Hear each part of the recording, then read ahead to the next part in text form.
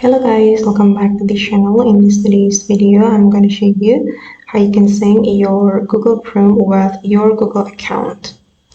Okay, let's get into it guys. I have opened my Google Chrome on my computer, and first of all, we have to go to the Google Chrome setting. We can click on these three dots on the top right and then go to the settings menu. And in the settings menu, you are going to select the privacy and security.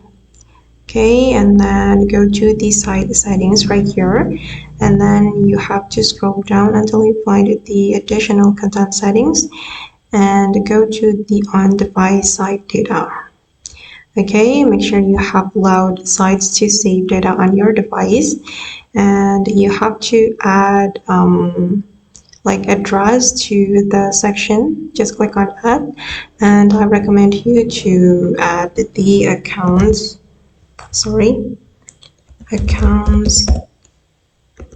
google.com